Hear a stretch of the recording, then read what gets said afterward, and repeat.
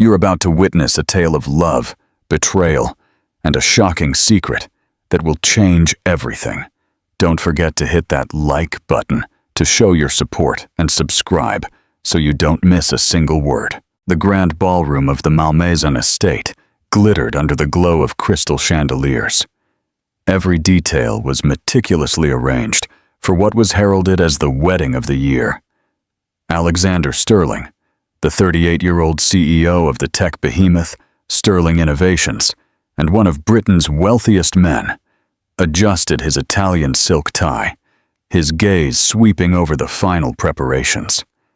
He had everything a man could possibly desire: a fortune in the billions, an unblemished reputation, and in a few short hours, he was to marry Celestine Vance, the elegant heiress of a prominent Parisian family.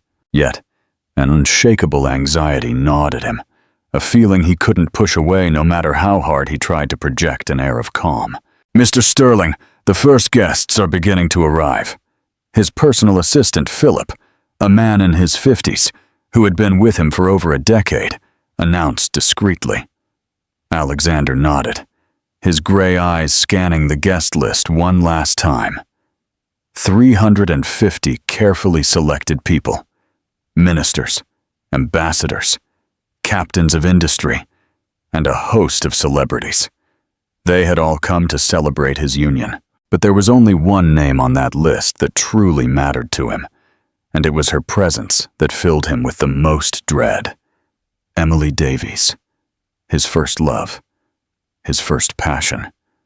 The woman he had shared 5 intense years with before a tragic misunderstanding tore them apart forever. It had been 8 years since he'd last seen her. 8 long years, during which he built his empire while trying to forget the scent of her chestnut hair and the sound of her crystalline laugh. Why on earth had he had the insane idea to invite her to his wedding? Perhaps to prove to himself that he had moved on for good. Or maybe out of sheer masochism. He wasn't entirely sure anymore.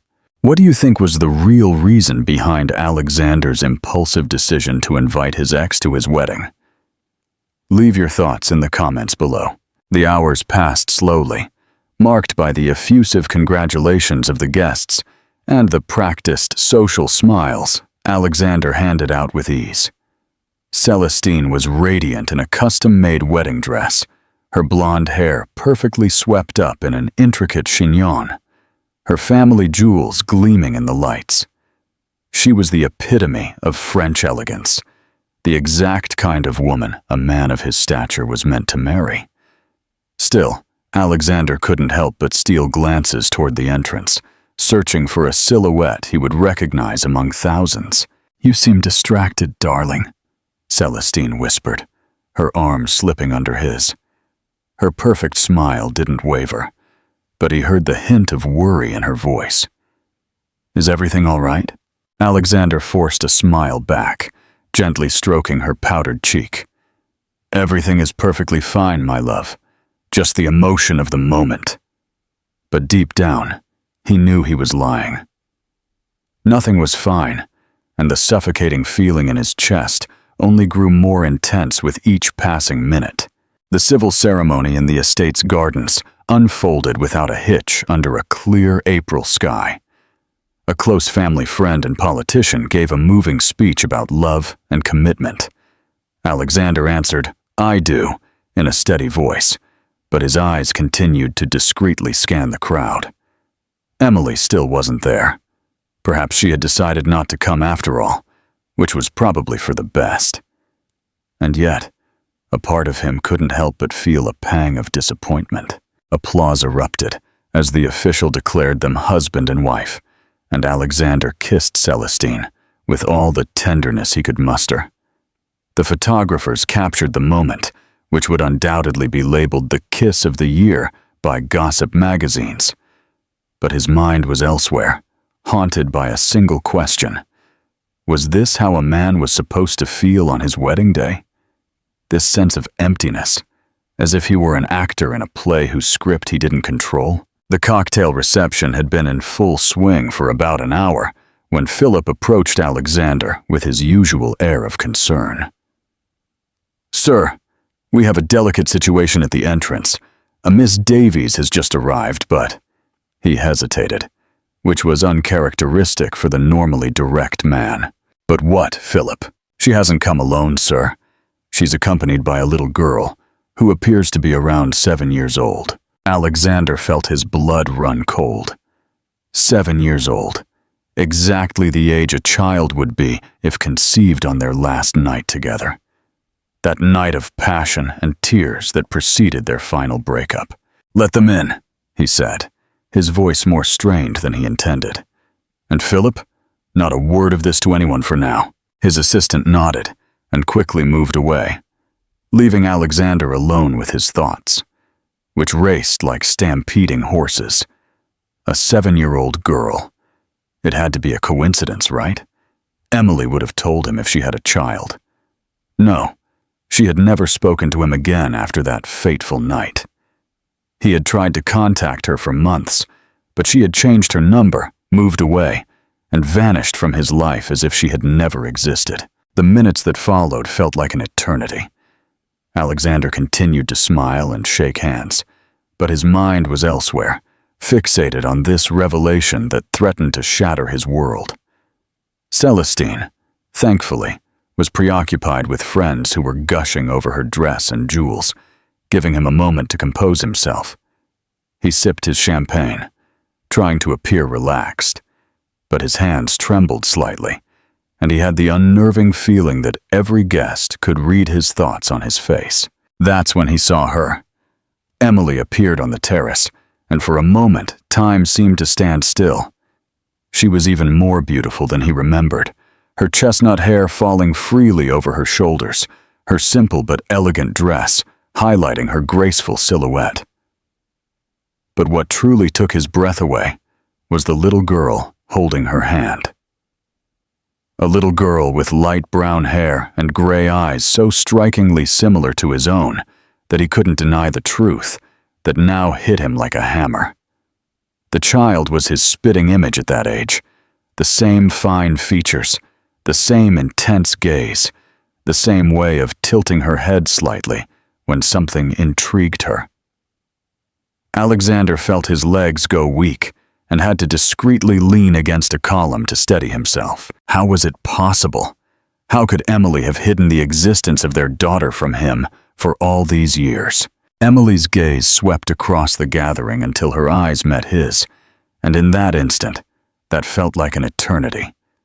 8 years of silence and unspoken words hung between them, like a heavy shroud. She was pale, visibly as shaken as he was, but there was a determination in her eyes that he didn't recognize. The little girl, meanwhile, was looking around with curiosity, impressed by the opulence of the estate and the elegance of the guests. "Mommy, is this where my daddy is really getting married?" the child asked, in a clear voice that reached Alexander's ears despite the background noise. Emily leaned down and whispered something to her, but Alexander had heard what he needed to hear. "Daddy." The little girl was talking about him as her father, which meant Emily had told her the truth about her origins. But then why had she come today? What did she want from him after all these years of silence? He needed to go talk to her, to understand what was happening, but his feet felt nailed to the floor. How could he explain to Celestine, on their wedding day, that he might have a 7-year-old daughter with his ex-fiancée?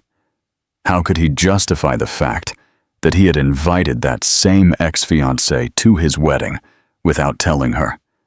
He was caught in a trap of his own making, and the consequences of his actions suddenly loomed over him with brutal clarity. "Alexander, who is that woman looking at you like that?" Celestine's voice snapped him back to reality. His new wife was by his side, her sharp gaze fixed on Emily and the little girl. There was a hint of jealousy in her voice that she tried to mask with social politeness, but Alexander knew her well enough to detect the signs of her brewing displeasure. "An old acquaintance," he answered evasively, striving to keep his tone neutral. "I didn't think she would come." Celestine raised a perfectly shaped eyebrow. Her feminine intuition told her that this old acquaintance was far more than Alexander was willing to admit. And the little girl, she bears a striking resemblance to you, don't you think? Alexander felt a bead of sweat form on his brow. His wife was far from naive, and he knew he wouldn't be able to hide the truth for long. Before he could respond, Emily approached them, still holding her daughter's hand. Each of her steps echoed in Alexander's mind like the clang of a gong, announcing the inevitable confrontation he so feared. Guests around them began to notice the palpable tension, and conversations hushed, glances becoming more curious. "Hello, Alexander," Emily said, her voice steady as she reached them. "Congratulations on your wedding." Her tone was polite but distant, the kind one uses with a perfect stranger. Only the slight tremor in her voice betrayed her emotion. Alexander opened his mouth to reply, but no sound came out. He was mesmerized by this woman he had once loved more than anything in the world, and who now stood before him with his daughter, suddenly turning his entire existence upside down. "Hello," he finally managed. "I'm glad you could make it." It was a lie. He wasn't glad. He was terrified, confused, overwhelmed by a mix of emotions he couldn't untangle. Celestine moved closer, her arms sliding possessively around his, marking her territory with the subtlety of a lioness protecting her cub. "I don't believe we've been introduced," she said, extending a perfectly manicured hand toward Emily. "I'm Celestine Sterling, Alexander's wife." The emphasis she placed on the word wife left no doubt about her intentions. Emily politely shook the extended hand, her smile not wavering for a second. "Emily Davies, it's a pleasure to meet you. Mrs. Sterling, allow me to introduce my daughter, Chloe." The little girl curtsied perfectly, as she had no doubt been taught, and gave Celestine a radiant smile. "Hello, ma'am. Mommy said you were very pretty, and it's true."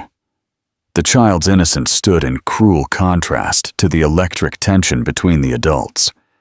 Celestine couldn't help but smile, touched by the child's spontaneity, but Alexander saw that her eyes remained wary. "How old are you, Chloe?" Celestine asked with forced sweetness. "I'm 7.5, ma'am. I'll be 8 in December." Alexander closed his eyes for a second. December. Exactly 9 months after that last night they had spent together. That last night of love before they parted for good. The math was relentless, and there was no longer any possible doubt about the little girl's paternity. The silence that followed was deafening. Celestine, who was no fool, was visibly starting to put the pieces of the puzzle together. Her gaze darted from Alexander to Emily, then from Emily to Chloe, and he could almost see the gears in her mind turning at top speed. When she finally looked back at her husband, there was a cold glint in her eyes that he had never seen before. "Alexander, could you give me a moment alone?" she asked in a dangerously calm voice. It wasn't really a question, but a thinly veiled command, and they both knew it. Alexander nodded, unable to refuse, even though he knew this conversation would likely be one of the most difficult of his life. "Emily, if you'll excuse us for a few minutes," he said, turning to his ex-fiancée.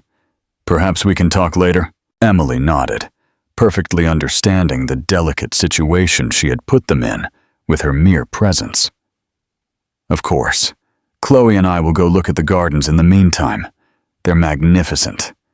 She took her daughter's hand and walked away gracefully, leaving behind a trail of perfume that instantly transported Alexander back 8 years.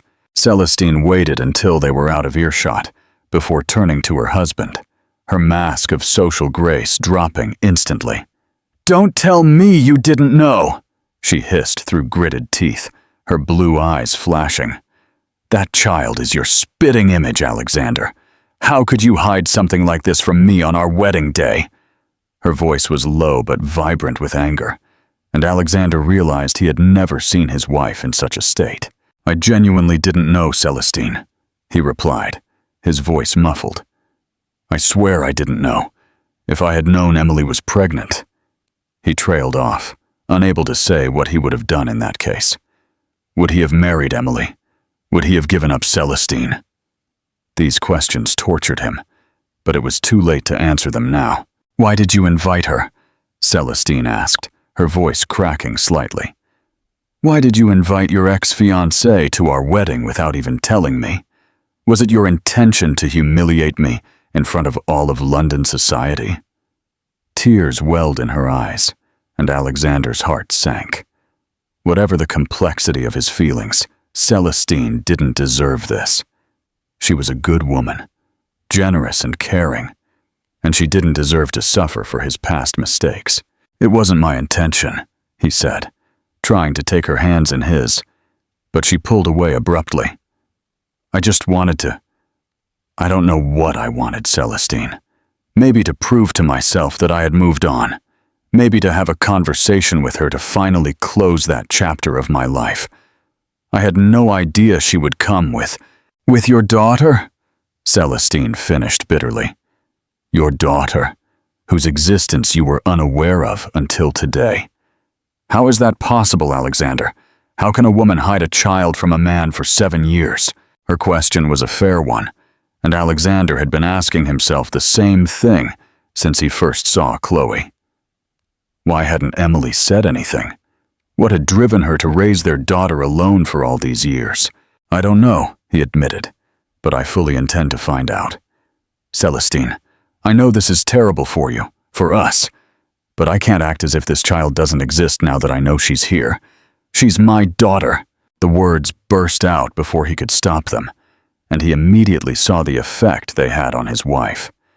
She paled, swayed slightly, and had to lean against the castle wall to keep from falling. Your daughter, she repeated, as if the words were poison in her mouth. We've been married for 3 hours, Alexander, and you're already telling me you have a daughter with another woman. How do you expect me to react? How do you expect us to build our future together with this secret between us? Her voice was now thick with sobs that she was desperately trying to suppress, aware that all the guests could be watching them. Alexander wanted to hug her, to reassure her, to promise her that nothing would change between them. But he knew it would be a lie. Everything had changed the moment he laid eyes on Chloe. That child was his flesh and blood, and he could never act as if she didn't exist. At the same time, he loved Celestine, or at least he believed he loved her, and he didn't want their marriage to end before it had even begun. We'll find a solution, he finally said, though he had no idea what that solution could be. Let me talk to Emily, understand why she did this, and then we'll see how to handle the situation. Celestine stared at him, her eyes scrutinizing his face as if she were trying to read their future. All right, she finally said. But know this, Alexander. I will not share my husband with the ghost of his past. Whether that woman has your daughter or not, you will have to make a choice. It's her, or me. But not both. With those words, she turned and walked back to the guests, instantly putting her mask of a radiant newlywed back in place. Alexander watched her go, wondering if he had just lost his wife on their wedding day. He stood alone for a few minutes, trying to collect himself and decide on his next move. Around him, the party was in full swing. Guests laughed, drank champagne, and danced to the orchestra he had specially flown in from London. No one seemed to have noticed the drama that had just unfolded, or at least they were pretending not to save appearances. In the world Alexander moved in, scandals had to be kept secret, emotions contained, and facades maintained at all costs. He finally headed toward the gardens, his heart pounding faster with every step that brought him closer to Emily and Chloe. He found them by the lily pond, the little girl happily counting the goldfish while her mother gazed thoughtfully at the water shimmering in the evening sun. Emily didn't turn around as he approached, but he saw her shoulders tense slightly, betraying that she was aware of his presence. "Hello, Daddy," Chloe exclaimed happily when she saw him, and those two simple words hit Alexander's heart like a bomb. "Daddy!" His own daughter was calling him Daddy, even though they had just met for the first time. How was that possible? What exactly had Emily told her about him? "Hello, Chloe," he replied softly, crouching down to her level. Up close, the resemblance was even more astonishing. This child was a perfect blend of him and Emily, with her brown hair that had auburn highlights, her gray eyes with flecks of green, and her mischievous smile that reminded him so much of his own childhood. "You look very pretty in your blue dress." Chloe beamed at the compliment and twirled her dress coquettishly. "Mommy bought it for me specially to come see you. She said it was a very important day, and I had to look beautiful." Alexander glanced at Emily, who had finally deigned to turn toward them. Her face was impassive, but there was a depth of emotion in her green eyes that he couldn't decipher. "Chloe, would you like to go see the swans in the pond?" Emily asked gently. "Just don't get too close to the edge, okay?" The little girl nodded enthusiastically and skipped away, leaving her parents face to face for the first time in 8 years. The silence that settled between them was heavy, with so many unspoken things, with hushed reproaches and unanswered questions, that Alexander didn't know where or why to begin. He finally managed to utter one simple word that summed up all his queries. "Why? Why didn't you tell me anything? Why did you raise our daughter alone? Why come today, on my wedding day?" Emily understood the meaning of his question perfectly, and her face hardened slightly. "Because you made it very clear that you never wanted to see me again," she replied in a calm but reproachful voice. "Because you accused me of terrible things that night, Alexander. Because you refused to listen to me when I tried to tell you the truth. So when I found out I was pregnant, I preferred to raise our daughter far away from you, rather than risk her suffering your disdain." Alexander felt a dagger twist in his chest. That night, 8 years ago, came back to haunt him with painful precision. They had argued because of a photo in a gossip magazine, a photo showing Emily in the arms of another man at a charity gala. Alexander, blinded by jealousy and pride, had refused to listen to her explanations, convinced she was cheating on him. They had made love one last time in a mix of passion and desperation. Then, she had left the next morning without a word, taking all their hopes of happiness with her. "You should have told me about Chloe," he insisted. "Whatever our differences, I had a right to know I had a daughter."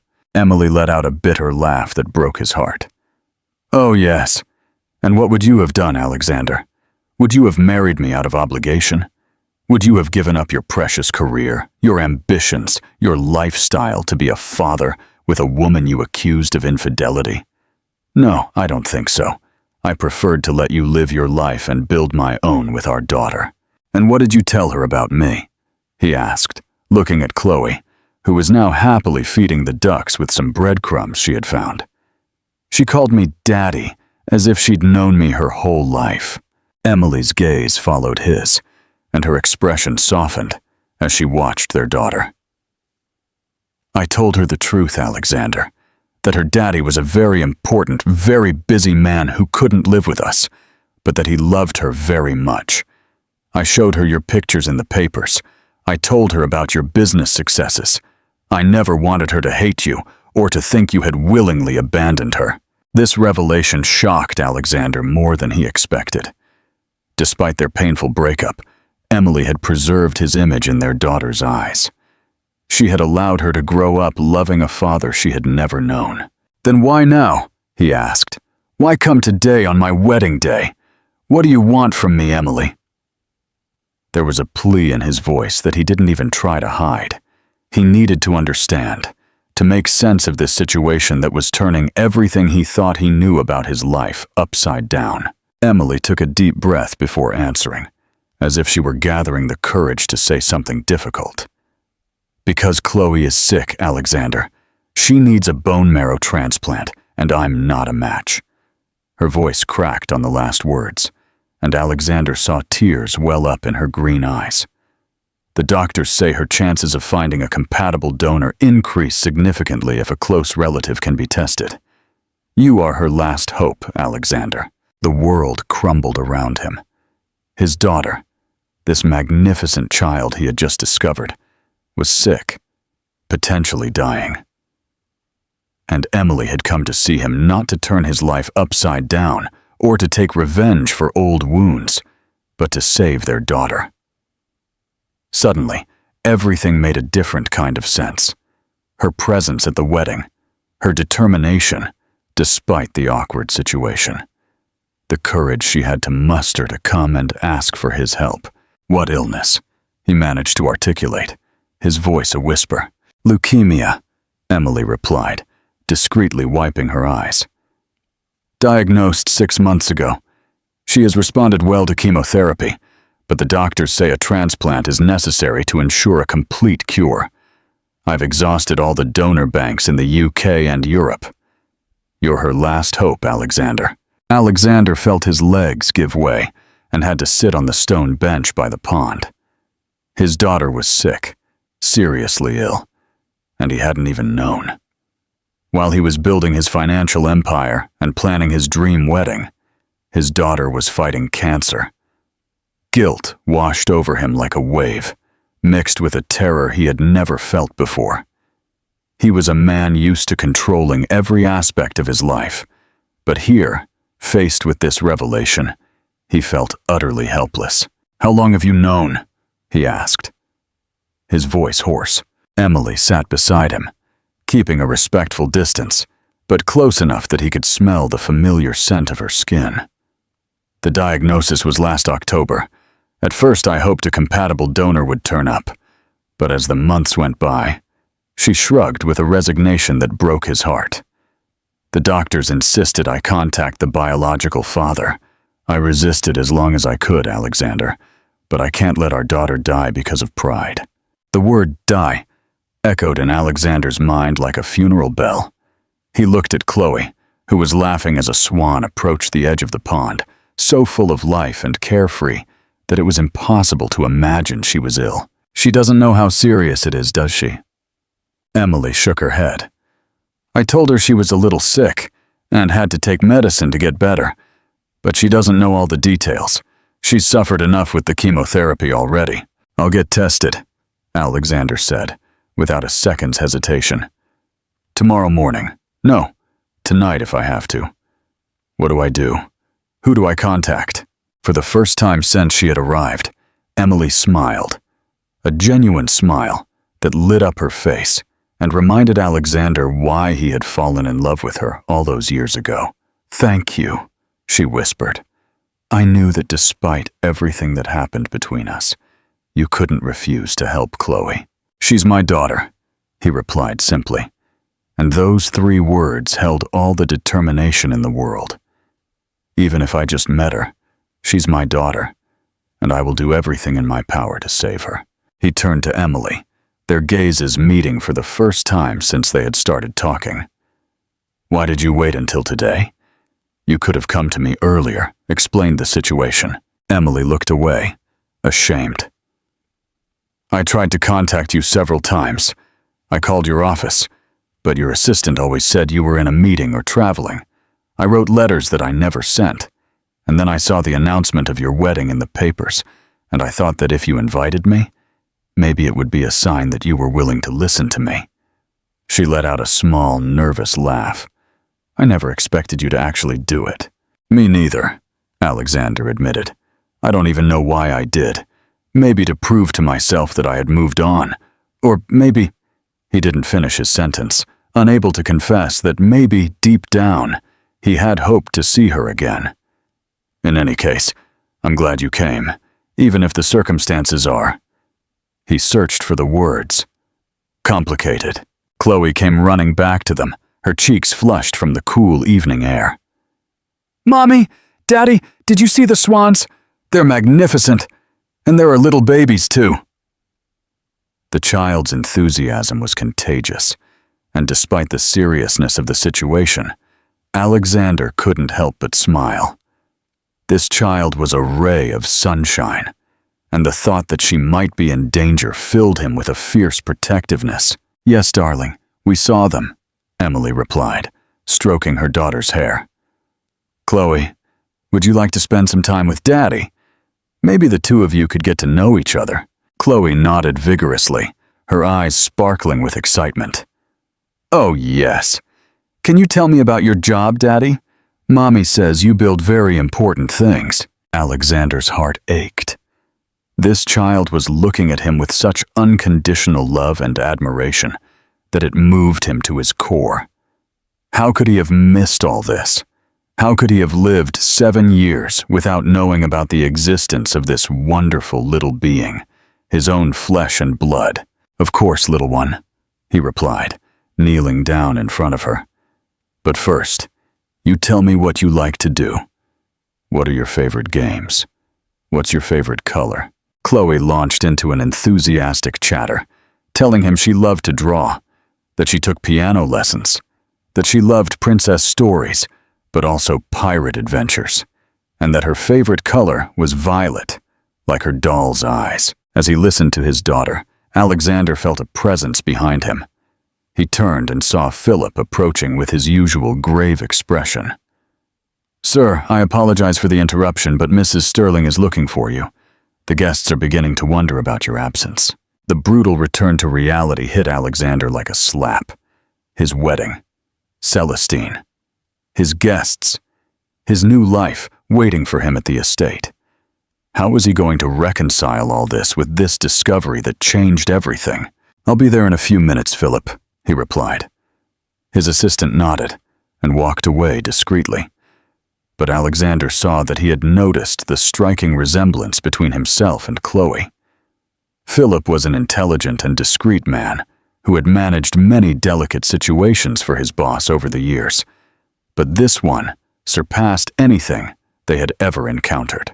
"I have to get back to my guests," he said to Emily as he stood up.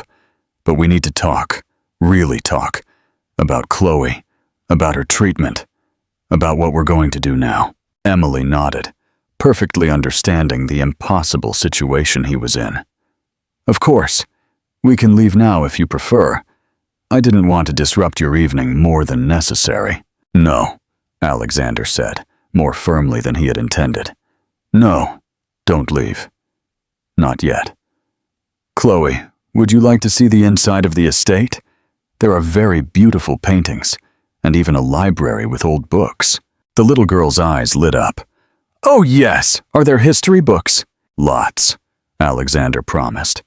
"Philip will give you a tour while I tend to my guests, and then we'll all have dinner together. Does that sound good to you?" Emily seemed to hesitate. "Alexander, I'm not sure that's a good idea. Your wife didn't seem very happy to see us, and I can understand that. After all, it's her wedding day." But Alexander had made up his mind. He had just discovered he had a daughter, that she was sick, and he wasn't going to let her leave without having some time to get to know her better. "Celestine will understand," he said, hoping it was true. "Philip, could you have 2 extra place settings prepared for dinner and show Miss Chloe the estate? She loves stories." His assistant nodded without asking questions, long accustomed to his boss's unexpected requests. "Of course, sir. Miss Chloe, if you'll follow me." Chloe confidently took Philip's extended hand. Then she turned back to Alexander. "Will you come find us soon, Daddy?" That innocent question tied a knot in his throat. "Yes, darling, very soon. In the meantime, be good for Mr. Philip." He watched his daughter walk away toward the estate, her little hand in his assistant's, and he had the surreal impression of living a waking dream. "Alexander," Emily said softly when they were alone, "I know this is a lot for you. If you need time to think, to process all this, I can understand. Chloe and I can go back to London and come back when you're ready to." "No," he interrupted her. "No, Emily. I've already lost 7 years of my daughter's life. I don't want to lose another minute."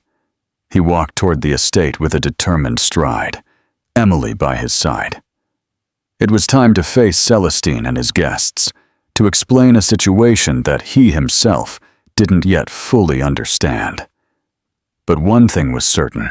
He would not deny his daughter, whatever the consequences for his marriage and social life. The party was still in full swing when they reached the terrace. The orchestra was playing a Viennese waltz, and several couples were dancing under the string lights that had begun to glow in the twilight. Alexander scanned the crowd for Celestine and found her in an animated conversation with her mother and some friends, a glass of champagne in her hand. She looked up at him as he approached, and he immediately saw that she had been crying despite her carefully retouched makeup. "Ladies, would you mind excusing us for a moment?" he asked politely. "I'd like to speak with my wife alone." Celestine's friends exchanged knowing glances, but tactfully moved away, leaving the newlyweds face to face.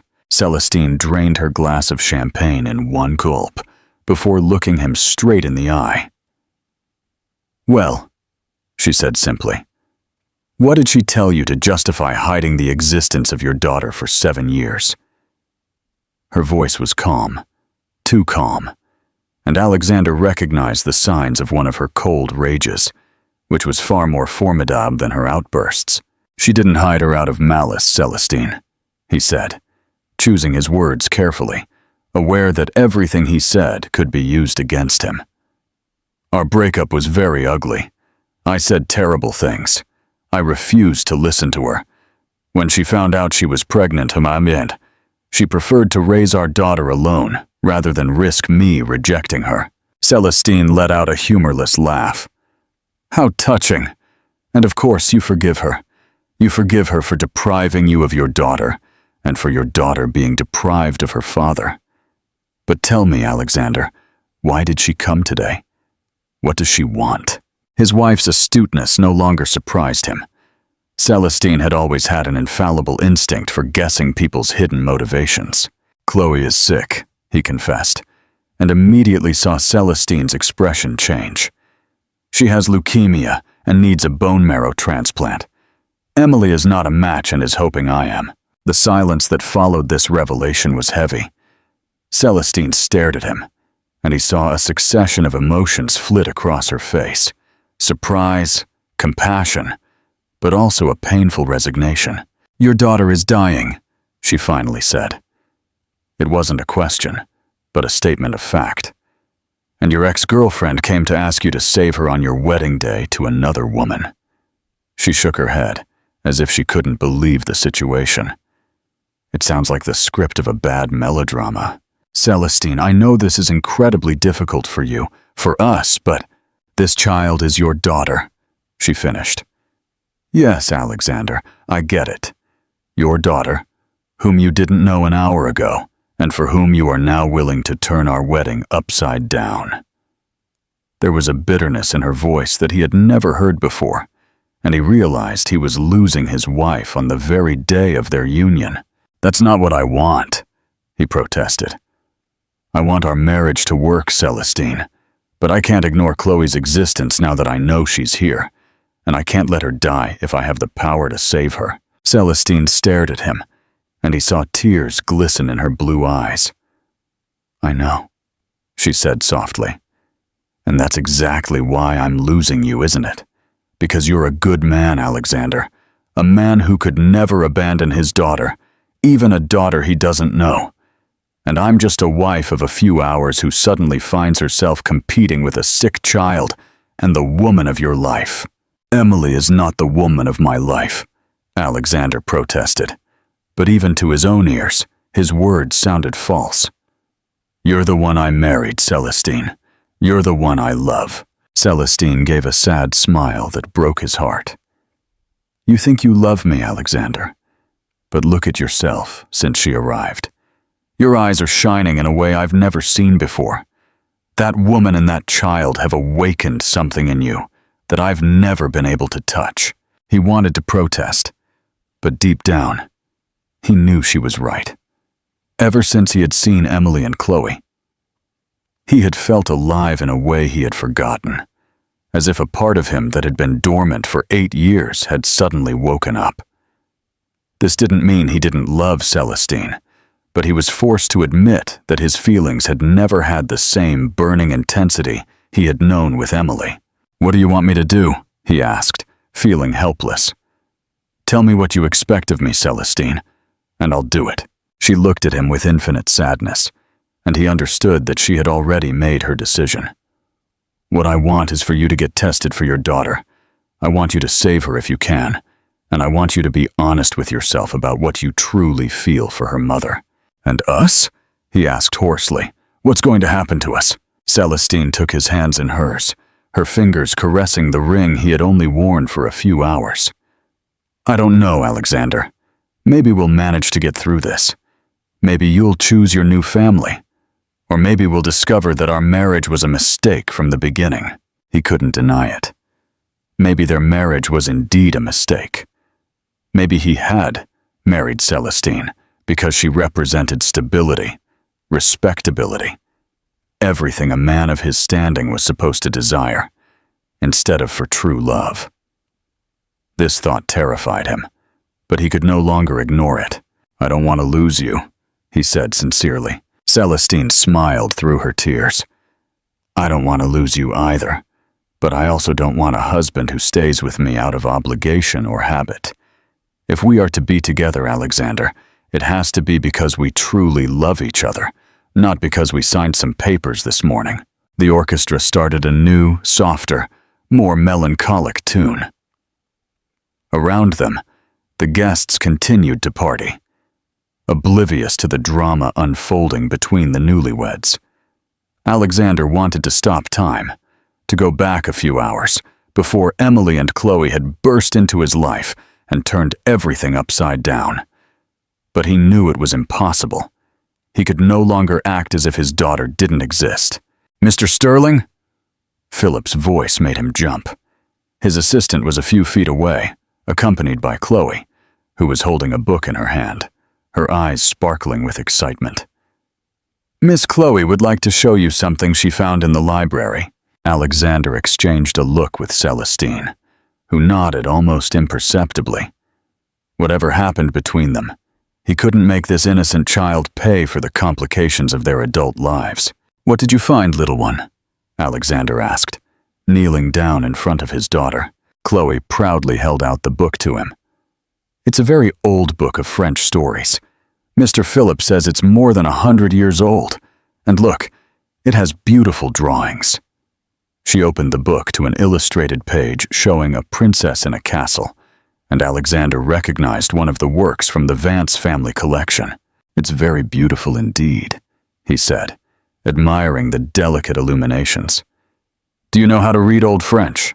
Chloe shook her head sadly. "No, the words are too hard, but Mommy is teaching me modern French at home. She says it's important to know several languages." Alexander glanced at Celestine, who was watching the scene with an unreadable expression. "Hello, little one," Celestine said suddenly, walking over to Chloe. "How was your tour of the estate?" The little girl looked up at her with her big gray eyes, a little intimidated by the young woman's elegance. "Very good, ma'am. Your house is very beautiful. It's a real princess castle." Despite the tension of the situation, Celestine couldn't help but smile. "Thank you, darling. And tell me, are you hungry? Dinner will be served soon." Alexander was moved to see his wife making an effort to be kind to Chloe, despite the circumstances. Whatever the outcome of their marital crisis, Celestine was still a woman of class who would never make a child pay for the mistakes of adults. "Oh, yes, I'm very hungry," Chloe exclaimed. "And so is Mommy. She hasn't eaten anything since this morning. She was so nervous about coming to see you." This innocent revelation reminded Alexander that Emily was also having a very difficult time in this situation. She must have mustered enormous courage to come and see him on his wedding day, knowing she risked being poorly received, all in the hope of saving their daughter. He realized he hadn't even thought to ask her how she was doing, if she needed financial help for Chloe's care, if she was facing this ordeal alone. "Where is Mommy, by the way?" he asked Chloe. "She stayed in the library," the little girl replied. "She was looking at the books, but she looked sad. I think she was crying a little." This information squeezed Alexander's heart. Emily was crying, alone in the library, while he was arguing with his wife on the terrace.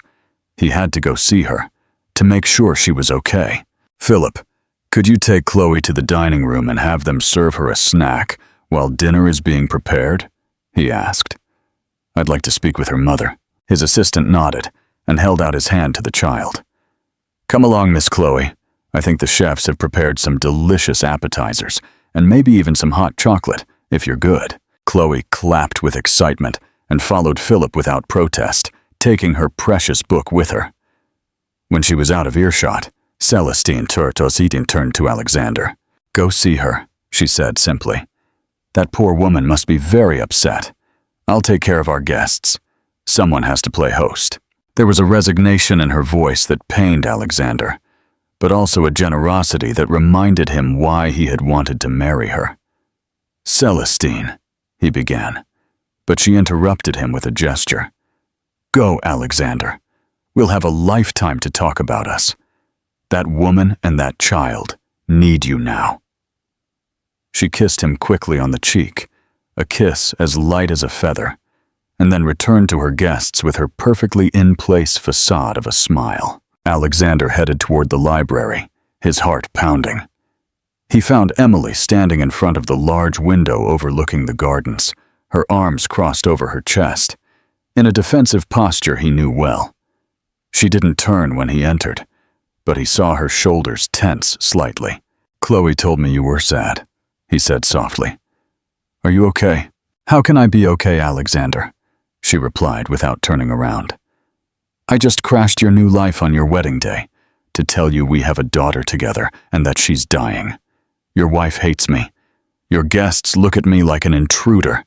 And you—" She broke off, her voice cracking slightly. "And you look completely lost." He approached her slowly, as one would approach a wounded animal. "I am lost, it's true, but not for the reasons you think." She finally turned, and he saw that she had indeed been crying.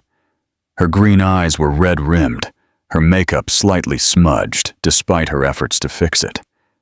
She was still beautiful, breathtakingly beautiful, and he felt the urge to hug her, to comfort her, as he had so many times in the past.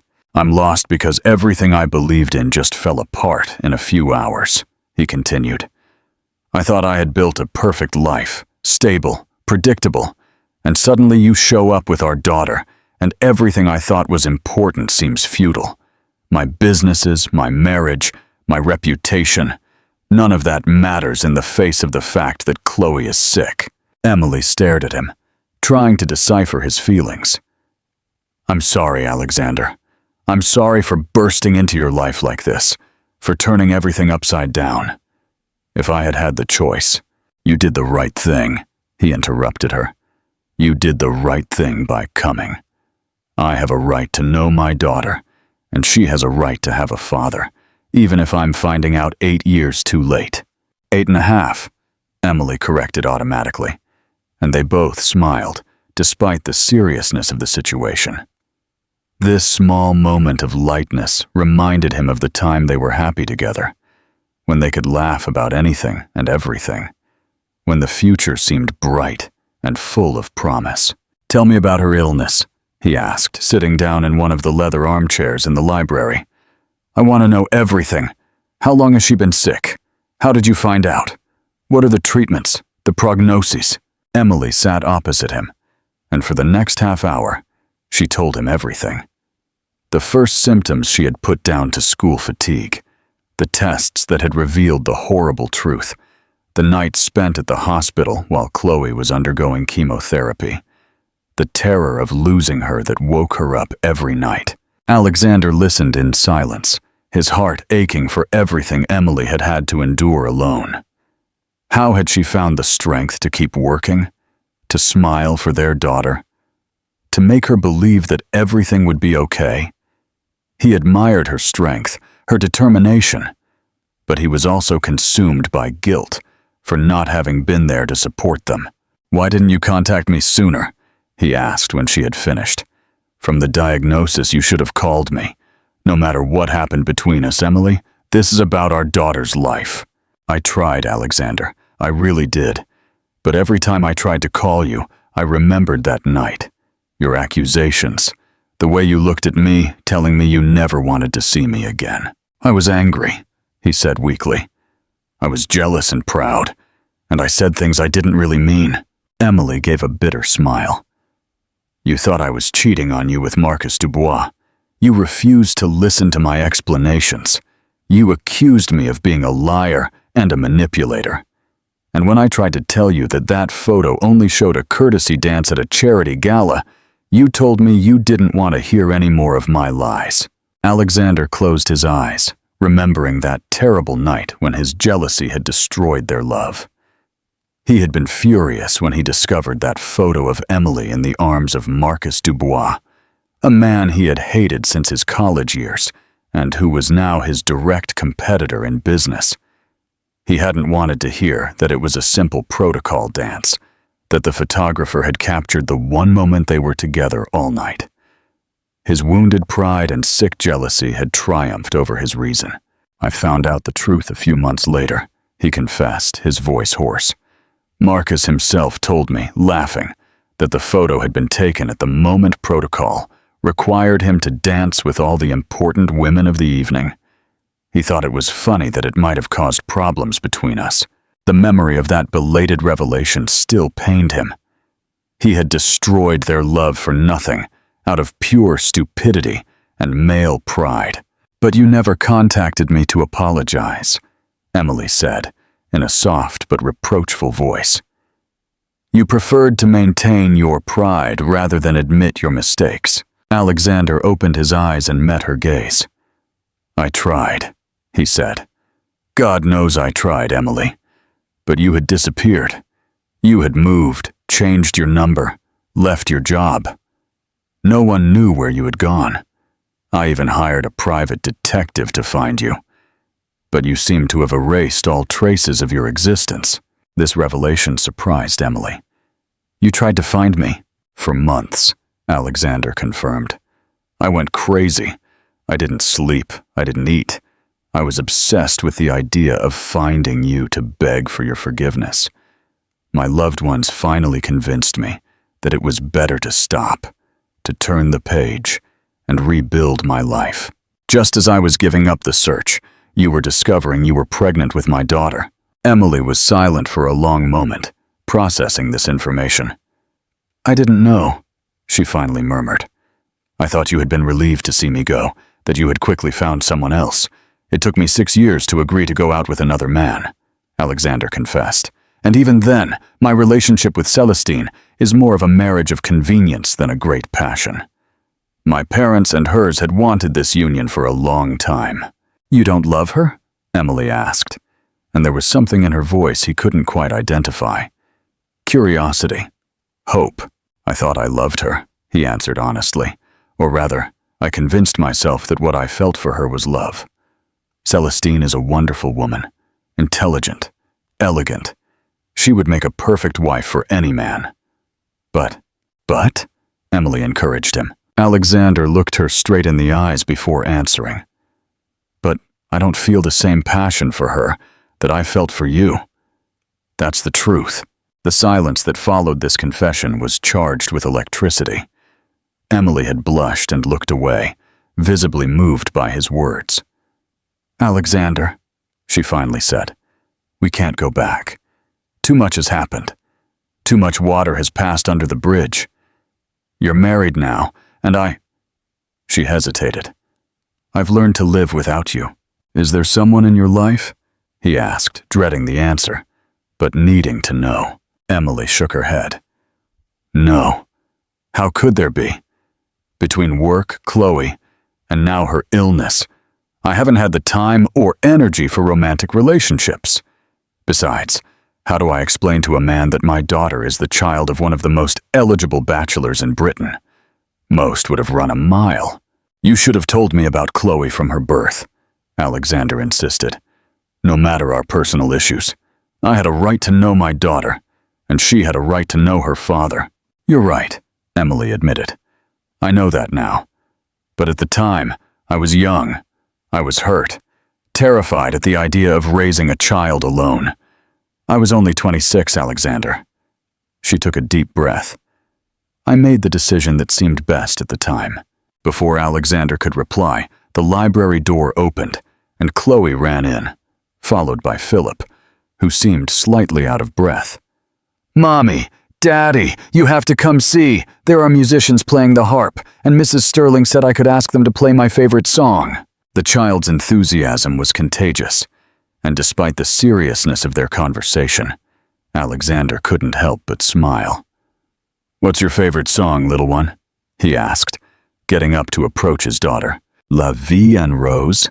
Chloe exclaimed. "Mommy sings it to me every night before I go to sleep. It's our special song." Alexander glanced at Emily, who had blushed. That song had been theirs too, the one they listened to, holding each other close in their small flat in the city, when they were young and carefree.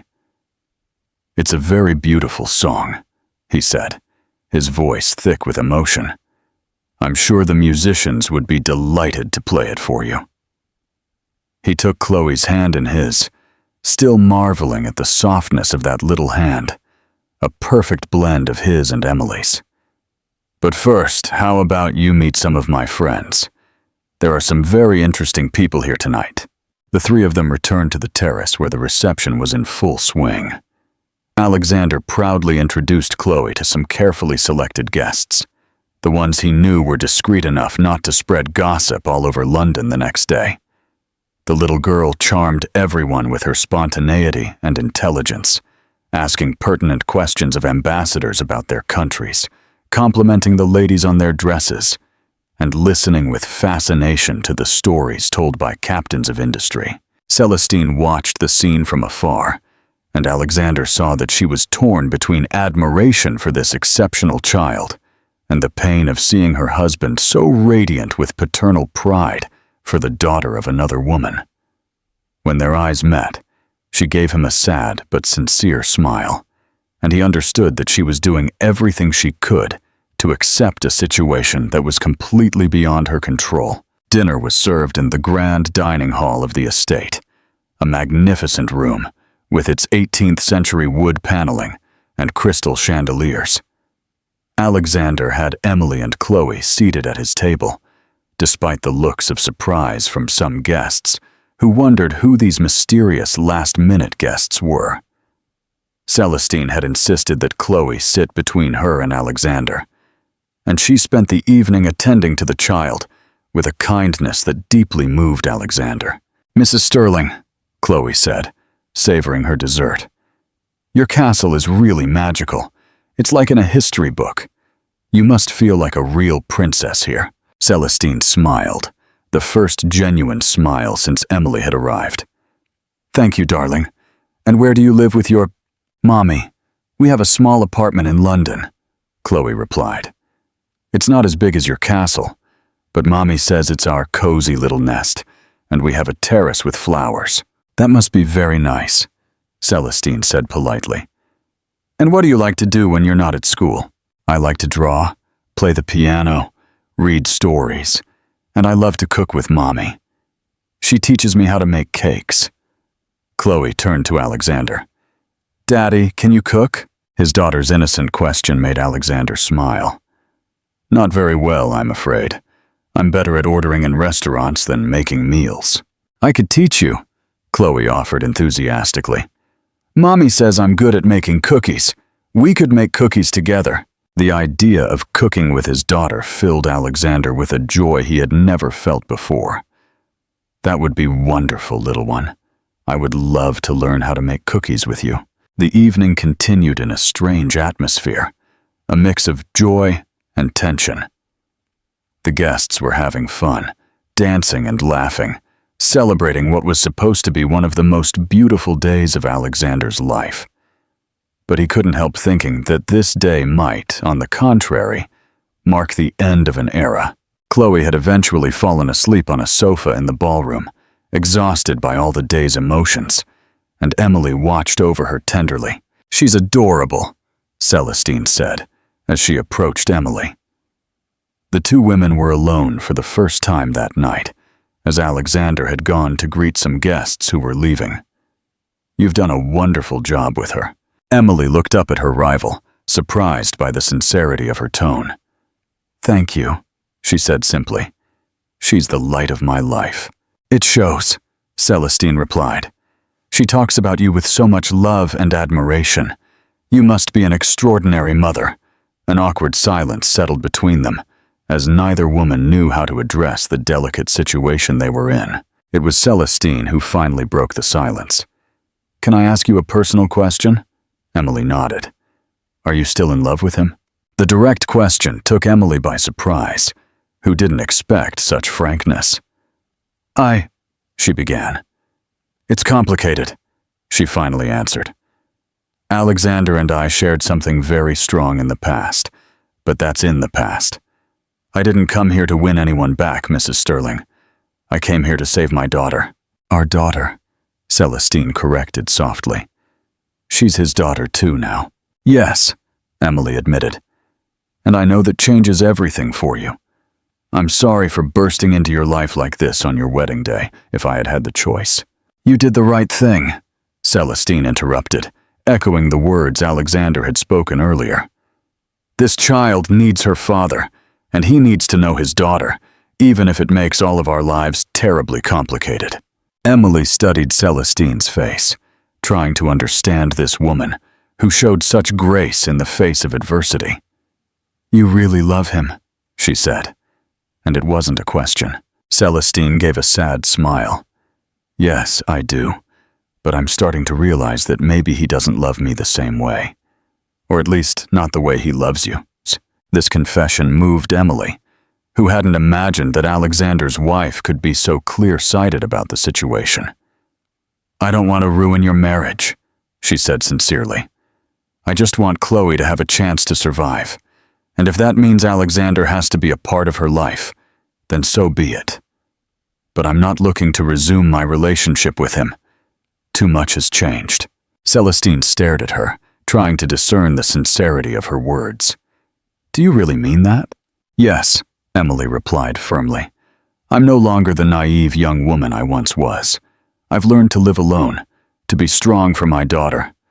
I don't need to be saved anymore." Alexander chose that moment to return to them, and immediately sensed the tension between the two women. "Everything okay?"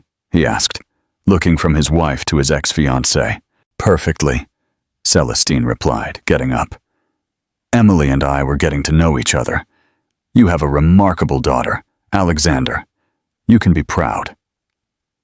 With those words, she walked away, leaving Alexander perplexed by what had just happened. "What did you talk about?" he asked Emily. "Chloe, the situation, what we're going to do now." Emily tenderly stroked the hair of her sleeping daughter. "Your wife is a good person, Alexander. She doesn't deserve to suffer for our past mistakes." Alexander sat beside her, contemplating Chloe's peaceful face. "What are we going to do, Emily? How are we going to manage all this?" "One step at a time," she replied practically. "First, you get the compatibility test. Then we see if you can help Chloe. And after that," she shrugged, "after that, we'll improvise. The important thing is that she gets well. The rest we'll deal with later." Alexander nodded, once again admiring Emily's strength and pragmatism. She had always had that ability to focus on the essential when the situation became critical. "I'll call my doctor tomorrow morning," he promised. "No, I'll call him tonight. I want to get this test done as soon as possible." "Alexander," Emily said softly, "you need to know one thing. Even if you're a match, there's no guarantee the transplant will work. Doctors are talking about a 70% chance of success at best. And even if everything goes well, Chloe will need months of rehabilitation, of medical follow-up." "I know," he said, "and I'll be there, for all of it. I will never let my daughter face anything alone again." The determination in his voice was absolute, and Emily felt tears well up in her eyes. Finally, after so many years, Chloe was going to have a present father in her life. Whatever happened between Alexander and her, their daughter would no longer be alone. The last guests left around 1 in the morning, leaving the estate in a relative silence.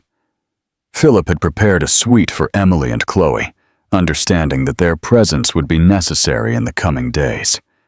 Chloe was still sleeping soundly, exhausted by all the day's emotions, and Alexander carried her to her room himself, moved to finally hold his daughter in his arms. "She's so light," he whispered to Emily as he gently laid her on the bed. "Is that normal? Has she lost weight because of the illness?" "A little," Emily admitted as she tucked her daughter in tenderly. "But she's doing better now. The chemotherapy had weakened her a lot, but since she's been in remission, she's regaining her strength." Alexander watched Chloe's sleeping face, noticing the paleness of her complexion and the slight dark circles under her eyes. His daughter was sick, truly sick, and he hadn't been there to support her. "I'm sorry," he said suddenly, his voice cracking. "I'm so sorry for not having been there, Emily. For her birth, her first steps, her first words, her first day of school, and now for her illness. What kind of father am I?" Emily placed a comforting hand on his arm. "It's not your fault, Alexander. You didn't know she existed, and now that you do, you're here. That's what matters." They stood in silence for a moment, watching Chloe sleep, united in their love for this child they had created together, and whom life had separated them from. "She looks like you when she sleeps," Emily whispered. "She has your serious expression, as if she's thinking about important things, even while she dreams." Alexander smiled, moved by the observation. "And she has your determination. This evening, when she absolutely wanted to feed the ducks, she reminded me of you when you got an idea in your head. I hope she also has your strength to face what's ahead," Emily said with emotion. "She's going to need all of our courage." "She will have it," Alexander promised. "We'll be strong for her, both of us." The words, "we, both of us," resonated between them as both a promise and a question. Were they truly capable of being a team for their daughter after everything that had happened between them? They tiptoed out of the room, leaving the door ajar so they could hear Chloe if she woke up. In the dimly lit hallway of the estate, they stood face to face, suddenly aware that they were alone for the first time in hours. The atmosphere between them was charged with contradictory emotions: regret for the past, hope for the future, a mutual attraction they no longer dared to confess. "I should get to bed," Emily said, breaking the silence that was becoming awkward. "Tomorrow will be a long day." Alexander nodded, but made no move to leave. Emily suddenly said, "I know we can't erase the past, but I wish we could be friends for Chloe's sake, but also for us. I've missed you so much." This confession moved Alexander more than he wanted to admit. "I've missed you too," he admitted. "More than I would have liked. But Alexander, you're married now. We have to be very careful with our feelings. Chloe needs us to be balanced, not to create more complications." "I know," he said. "You're right. But knowing that you don't hate me, that maybe we could be friends again, that gives me hope." "Good night, Alexander," Emily said softly, walking toward her room. "Good night, Emily," he replied, watching her go. When she disappeared into her room, he stood still for a moment, his heart pounding. His life had just been turned completely upside down, and he still didn't know where he was headed. But one thing was for sure: he would never give up on his daughter, whatever the consequences. He finally went to his own room, where Celestine was waiting for him. She was sitting in front of her dressing table, slowly and meticulously removing her makeup. Their eyes met in the mirror, and Alexander saw all the tiredness and sadness his wife had hidden behind her facade of a smile all night. "How is she?" Celestine asked without turning around. "She's asleep. She's exhausted by all her emotions." Alexander walked over to her, hesitating. "Celestine, I know this day has been terrible for you. I know none of this was planned, and I—" "Don't apologize," she interrupted him. "It's not your fault. This situation is too much for all of us." She finally turned to him, and he saw that she had been crying. Just tell me one thing, Alexander. Are you happy to have discovered the existence of your daughter? The question was loaded, but Alexander decided to be honest. Yes, he replied without hesitation. Despite the circumstances, despite the complexity of the situation, yes, I'm happy to know Chloe exists. She's extraordinary, Celestine. Smart, funny, lovable. I can't regret meeting her. Celestine nodded, as if this answer confirmed what she already knew. And what do you feel about seeing her again? The question was even more difficult, and Alexander took time to reflect before answering. I feel a lot of things, he finally said. Guilt for the way we broke up, admiration for the strength she has shown in raising Chloe alone, gratitude for having come to find me despite everything that happened between us. And love? Celestine insisted. Do you still feel love for her? Alexander closed his eyes, unable to meet his wife's gaze. I don't know, he confessed. I thought I had moved on, but seeing her again today has awakened things I thought were buried. But Celestine, that doesn't change my feelings for you. You're my wife, and I want our marriage to work, even if she were free, even if she wanted you. Celestine's voice was now heavy with pain, and Alexander realized his wife was suffering more than she wanted to show. Celestine, please don't ask me to answer hypothetical questions. The reality is that you are my wife. Emily has her own life, and we all have to learn to coexist for Chloe's sake. You're not answering my question, Celestine insisted, because you already know the answer, don't you? If that woman held out her hand to you, you would take it without hesitation. You would give up on me, on our marriage, on everything we have built together. Her voice broke on the last words, and Alexander's heart sank. He didn't want to hurt Celestine, but he couldn't lie to her either. I don't know what I would do, he said sincerely. This is all too new, too overwhelming. I need time to understand what I feel, to see my way through my feelings. But Celestine, I promise you one thing. I will be honest with you. If my feelings change, if I realize I can't be the husband you deserve, I'll tell you. You don't deserve to be lied to or to have someone stay with you out of pity. She stared at him, and he saw a succession of emotions pass through her eyes. Pain, anger, resignation, but also a form of respect for his honesty. That's all I can ask for, she finally said. Honesty, even if the truth hurts. She got up and went to bed, her slow, tired movements betraying the emotional exhaustion of the day. Where are you going to sleep? She asked, seeing that Alexander wasn't moving. In my study, he replied. I think we both need space to think. Celestine nodded, grateful that he wasn't pretending everything was okay between them. Good night, Alexander, she said, as she slid under the covers. Good night, Celestine, and thank you. Thank you for what? For being so kind to Chloe tonight. You could have been cold or hostile, but you were wonderful to her. That means a lot to me. Celestine gave a sad smile.